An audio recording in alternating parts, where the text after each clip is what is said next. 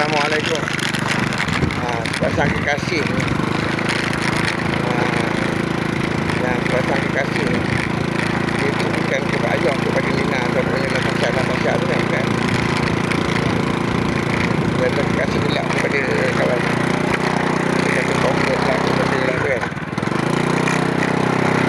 Komplek lah kepada kawan tu mengaku perempuan ni, lelaki ni adalah bapak tu. Aku tak faham ni dia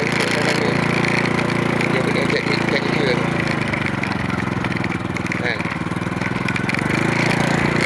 Bulan ni adalah bulan yang scam banyak dekat Kuala Lumpur.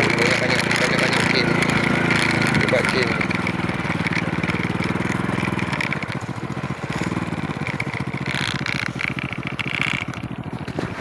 kan.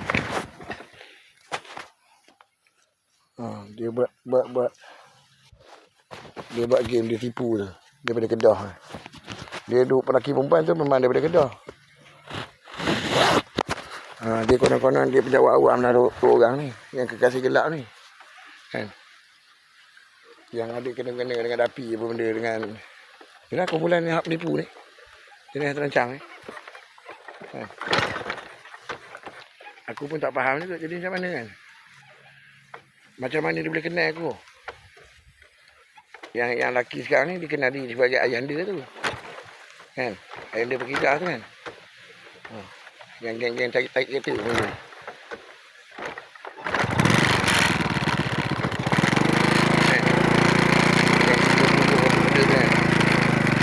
Dia kerja dia mencuri orang. Pasal aku dia dekat Kedah, hasil padi tu ada tan metrik yang ada dekat kilang tu, average capital hasil padi tu 1 hektar tu 4 tan. 1 hektar bukan 1 kilo, 1 hektar 4 tan lebih. Tapi masa dia bayar tu 1 hektar baru tu ada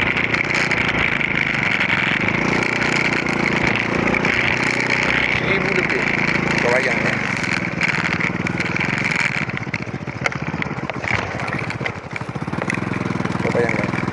Duit padi tu dia dah makan kan. Kan tan tu kan. Kilo-kilo bayar kilang tu kan. Duit peruntukan tu pun dia makan lagi. Duit subsidi. Tapi tak ada sebab kata gaji milion ke apa benda tu tak ada. Hanya putih-putih ni. Jadi dalam grup putih-putih ni memang geng-geng tipu. Dia kapal kita ni aku menipu. Dia kapal aku ni memang.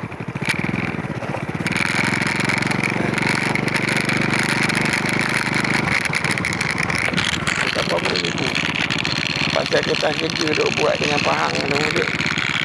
Pahang stakeholder dengan Pahang media tu. Habis yang dia tipu. Baru aku cuma nak mati tu. Yang putih-putih ni yang dia berbincang dengan Amir Andan ni. Yang putih ni ramai orang kenal. Dia konon-konon jadi ahli politik lah. Tak tahu politik apa. Tapi politik makan uang memang tipu rakyat, memang jadi dia. Lepas tu dia duduk dalam keadaan semua apa benda. Dia duduk dalam lupa.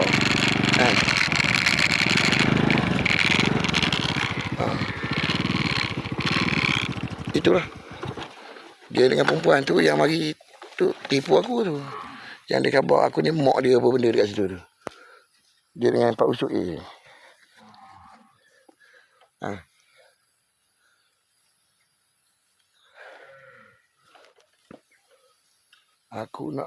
Aku naik pelik sampai ke sudah. Macam mana benda tu yang akaunten Pahang, akaunten negeri Pahang tu. Macam mana nama dia siapa? Aku kata aku tak tahu nama dia. Kenapa pula?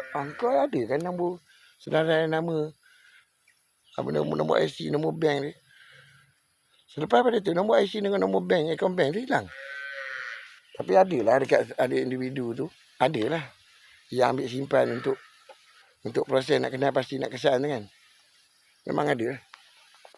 Tiba-tiba hilang kau tahu. Tak ada nak buat apa. Ada sedikit tu. Oh, geng-geng tarik duit ni apa benda ni.